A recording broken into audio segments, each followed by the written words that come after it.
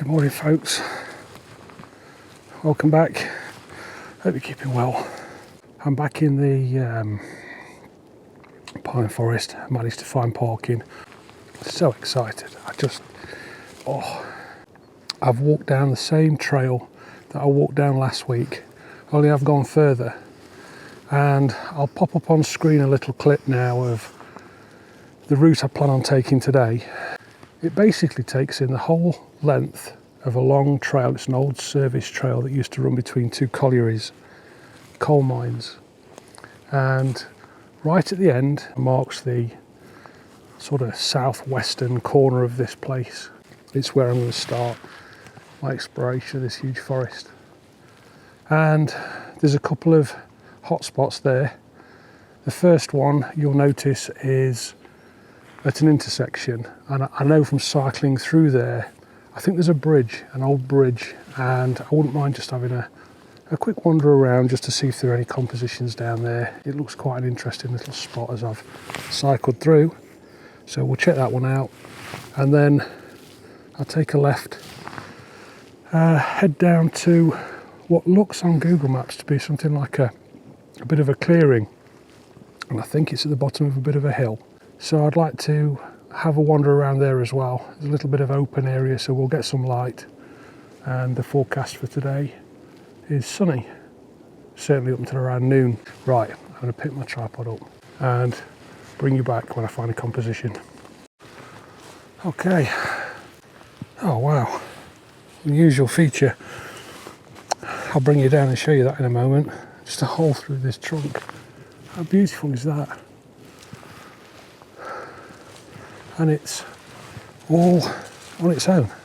Just the one white silver birch. There is another one over there. I've spotted one more, but he's a bit crusty. And yeah, that's it. It's just that one. And I really love anything that doesn't fit. Just seen some huskies go through. They do some training here, so occasionally you get teams of huskies running through. They're amazing, amazing animals. But the trees here there's pines in the background, as you can see. There's a pine wood over here, panning all the way around. There's just this one really funky white silver birch. And then this feature, look at this. How cool is that? I wonder what's happened to cause that to separate that way. How unusual. And what caught my eye is that up on the horizon there, we've got some beautiful colour in the sky as the sun's just coming up, some pinks and oranges. It's gonna break through in a little while. So I'll set my camera up over here, quite low.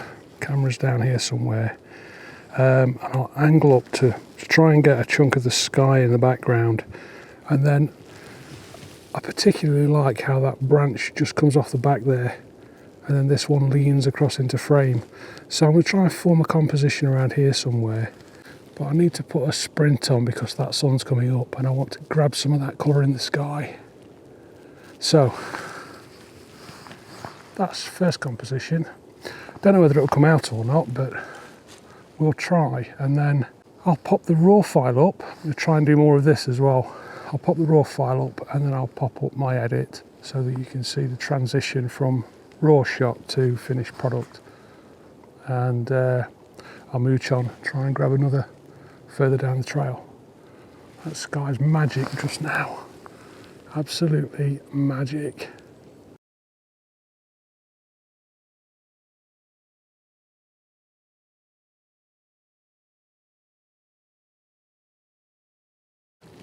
I don't know what's happened to the light. It was getting really bright, really filling out. It was getting so luminous, and then all of a sudden it just went dull.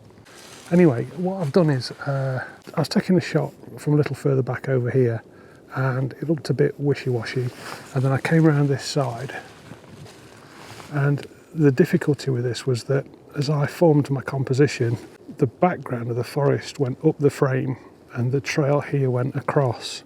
And the competing diagonals detract from the primary focal point. So it just wasn't ideal. So I've compromised. I think this is probably the best shot I'm going to get. I've come round a little bit, stayed low and moved forward just to try and form a more, what I've gone for is a central composition. I've tried to keep the little dark line of the path there horizontal and accepted just a small gradient in the background. It's less distracting, it's less optically challenging. Optically challenging, now then. Yeah, very cool, very cool. So I'm going to move now, taking my shots. I'll just grab a quick shot of that little weird gap in that branch and then pop it up if it comes out okay. Morning. Good morning. Nice to have a dry one for a change. It really is, yeah.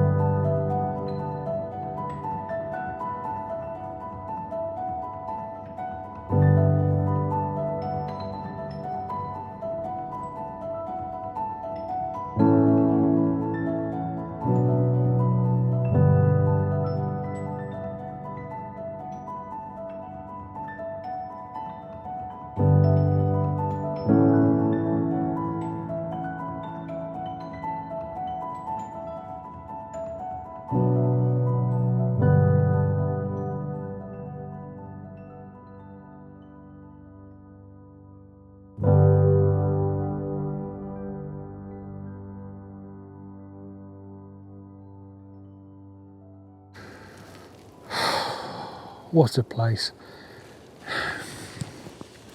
It's just amazing. The sun's finally come out, just making its way into this forest. And I've not travelled far since the last time I spoke.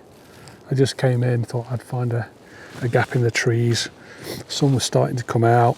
If it gets too bright, it gets a bit too difficult to record with a drone. Hopefully I've got a bit of a shot in there at least of how the light's hitting the forest floor and these beautiful old pines. I've just spotted a flower on the end of this cut trunk. How cool is that? Pretty dangerous, this one. There's just no sign of anything substantial holding it up all the way down. I mean, the weight in that, I can't even imagine, but I really can't see what's holding that up. Flower power, that's what it is. Just wanted to share the sun with you. It might not be here long. Although the sky's blue and clouds are wispy, so probably be on and off all day. Right, down to this first spot. First point on the map, and I'll check it out, see if there's any compositions. I'll do a quick pan if there's nothing of any great interest and head straight down to the next one.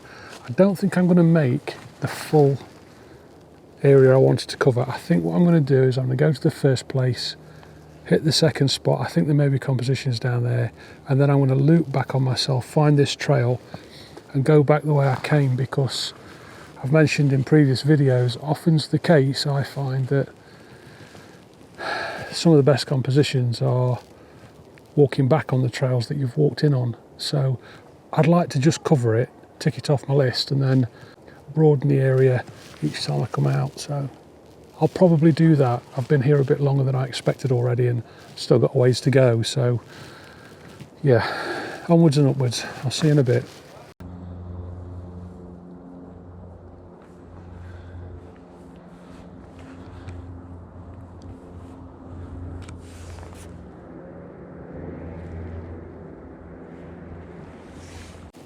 That's a tough walk.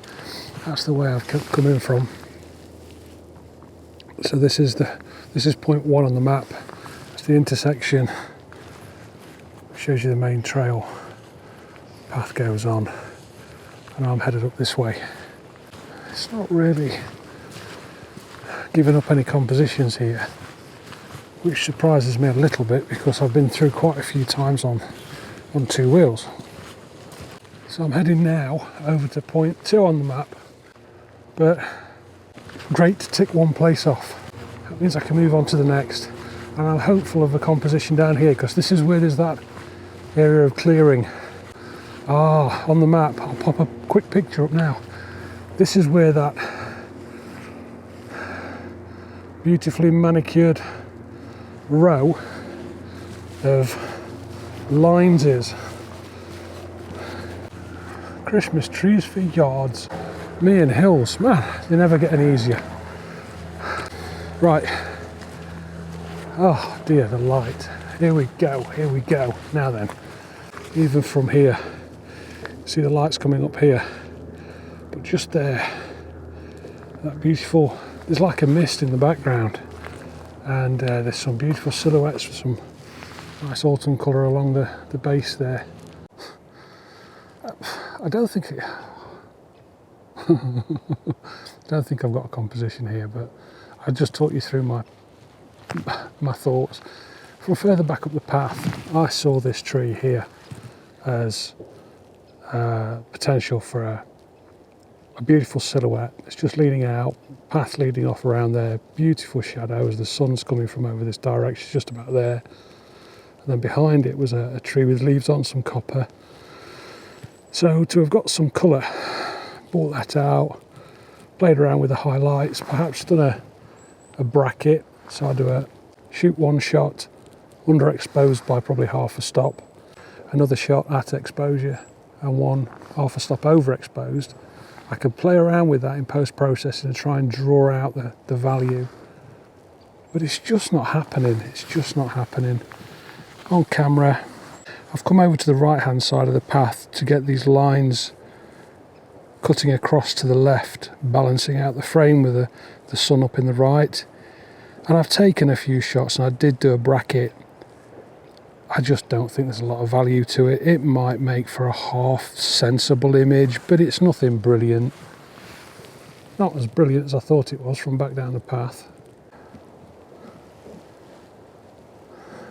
It's magic in it. It's just magic. Who cares if you ain't got a composition? Well, I do really. Now, the only other thing I've got of note here before I head down to where there's this clearing area, this is the second point on the map, is I'm noticing down there some very bright whites on these, I don't know what trees they are, probably silver birch or something, on the dark background of the forest. And I'm wondering with the sun, if it's coming up from over my shoulder, if I could get a nice high contrast image there, try and take all the sky out and just focus in on that. So I'm going to walk down there now and check that out, see if we can do anything with it. So far, no great shots, but great experience, and I'm understanding this area a little bit better. Motivated to come back even, that's the magic of it. I'd come back here any day. And there's so much more to go. So onwards, I'll see you in a minute. Not a day for shots. Try and get a shot on these epic leaves. They are silver birch. Not leaves, branches. because the light's hitting them so well. They're all funky shapes and shooting off at different angles. But this terrain here, I'm stood high at the moment. I'm about 3 foot taller than the path. And then this thing here, it drops down. And it's so rough. It's such a mix of heather and bramble and all sorts of junk. I never get through it. And honestly, because it's heather, or heather's in there, not heather, but hello heather, I don't want to go trampling on it because there are some ground nesting birds that use this habitat, and they're quite, I don't know much about birds, but I believe that they're quite rare and quite delicate. So it just looks like the kind of place they may nest, and I don't want to disturb it. But in any case, I don't think I'd get through that lot. It's just too rough. But I really love these trees. There's no way I'd be able to shoot into that sun and expose correctly for the highlights on those branches. So it's a bit of a pain. It's just the light. I don't think I can even show you what I can see. It's nuts. It's like ribbons of silk hanging off. So beautiful. So beautiful. So this is clearing 2. This is number 2 on the map, as you can see. And I've learnt that it's not somewhere I can really explore too well. Do you know what? I think a zoom would have done it. If I'd have got 200mm out from back up there, I could have probably zoomed in down here and cropped a shot. That's twice today. Most weeks that never happens. I don't find a use for a zoom. It's just, oh man, this week I could have done with one. And we've got, this is the second wood, the one behind this major area. All that could be explored. I've not even looked at that. That doesn't even feature on the map that I put up earlier. And there's a huge area of beech in there. Some pine further beyond that. Again, managed, but there is some wilder areas in there. Heather, nice to see heather, because ancient Sherwood was very much heatherland, heatherland. We'll go with that. It was a mix of heathland and forest, farmland. So this is quite a natural perspective of how it might have looked gazillions of years ago. I'm going to get walking, and when I find the composition I'm interested in, I'll bring you back.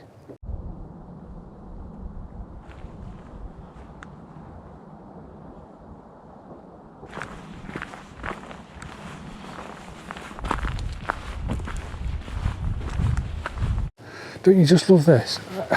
This kind of pine forest behind me. There's not a lot of hills in the Sherwood Forest National Nature Reserve. This is outside of that nature reserve, but no lesser part of ancient Sherwood, if that makes any sense. And this, having these hills and humps and hollows, and then the epic pines, when it gets dense like this and you get some height leading in, it's quite an ominous thing. But it's great in winter when you get a little bit of a frost, or it's been raining and all the trunks go black because they're all wet. I just love the vibe of it. I just love the atmosphere of a pine forest. It's something, I don't know, I can't find words for it. It's just really magical. Anyway, that's where I've come from. And then walking along this trail, I've come to this epic path. It just goes on and on and on and on and on. So hopefully it'll drop me back out on the original path. But I love this tree as well. Look at the size of this monster. He's beautiful. Oh, they are multiples. Took a shot or two, but I just wanted to kind of explain my thinking on it a little bit. Now the sun is coming up behind us. It's quite, well, I say it's quite high. It's relatively high in the sky. You can see the highlights there in the background. and the reflections off the clouds very bright coming in that direction. So when I expose for a shot that's got that amount of sky in it, it closes the shutter right down and this becomes very dark. However, I went 0.3 of a stop underexposed in order to not have too much blowout in the sky and still get some detail on this trail. I'm not really fussed about the composition, it's nothing epic. It's more like one of those traditional oil painting kind of compositions with a country trail running alongside some huge trees. And they are beautiful. And the blue sky is epic, really nice to see. We've had some miserable weather lately. So, in composition terms, just very briefly, gone into a portrait orientation.